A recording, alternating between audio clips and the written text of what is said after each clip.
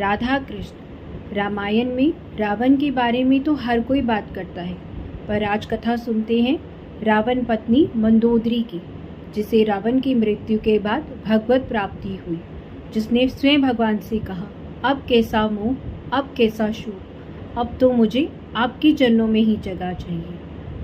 त्रिपुर निर्माता दानवराज मय ने अप्सरा हेमा से परिणय किया, पर अप्सरा कब तक दानवपुरी में रहती, उसे तो स्वर्गलोक को जाना ही था।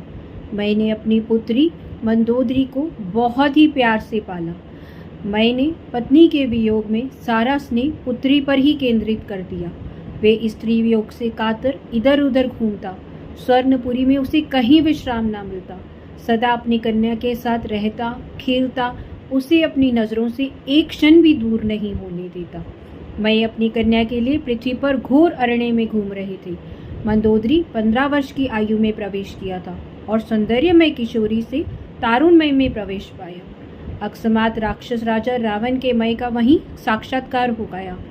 अभी रावण अविवाहित ही था, तो पितामह ब्रह्मा के प्रपौत्र रावण ने अपने वंश का परिचय देकर मय से कन्या की याचना की। दानवेंद्र को योग्य पात्र मिला। उन्होंने रावण का विधिवत कन्यादान मंदोदरी के साथ कर दिया। दहेज में अनेक दिव्यास्त्र तथा अमोघ शक्तियां दी। इस प्रकार मंदोदरी रावण की पत्नी हुई। रावण ने अनेक गंधर्व एवं नाग कन्याओं से विवाह किया, परंतु मंदोदरी उसकी सर्वप्रधान और सबसे प्रिय पत्नी रही। मंदोदरी सदा ही रावण का कल्याण चाहती थी। वह सदा सतपथ पर बनाए रखने का उससे प्रयास करती और रावण के दुष्कृत्यों को सदा नम्रतापूर्वक विरोध करती। सतीत्व स्वयं एक महासाधन है और उससे समस्त सिद्धियां स्वतः ही प्राप्त हो जाती हैं। सती नारी केवल पति सेवा से निःश्रेय से सरलता से प्राप्त कर लेती है। मंदोदरी के सतीत्व ने उसके हृदय में स्वयं एक प्रकाश प्रकट कर दिया कि परात पर पुरुषोत्तम का अवतार अयोध्या में हो चुका है।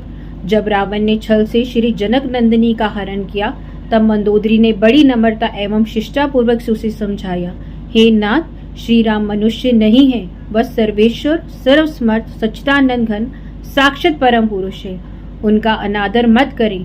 विदेही साक्षात जगजननी योग माया है। यह वैर आपके लिए योग्य नहीं है। श्री जनक जननी को श्री राम के समीप पहुंचा दे। लंका का राज्य मेघनाथ को दे दे। हम दोनों वन में कहीं उन कौशलपुर का ध्यान करेंगे। वे करुणामय अवश्य आप पर कृपा करेंगी। एक दो नहीं, अनेक बार चरण पकड़कर मंदोदरी ने पति को समझाया। जब भी लंकेश्वर अंतःपुरी में मिलता, यह साध्वी उससे आग्रहपूर्ण प्रार्थना करती। पूरी रात्रि अनुनय एवं उपदेश में व्यतीत हो जाती। जिस अहंकारी ने सीता देहु राम कहने पर भी विभीषण को लात मारकर लंका से निकाल दिया, जिसने वृद्ध नाना माल्यावंत को भरी सभा में डांटने में संकोच नहीं किया, वही रावण कभी भी मंदोदरी का तिरस्कार नहीं करता था, हंसकर टाल जाता था, उठकर चल देता था, क्योंकि वह जानता था पत्नी सच्चे हृदय से उसका कल्याण चाहती है। पर जो होना था हो गया। सर्वात्मा संकल्प में बाधा देना संभव नहीं।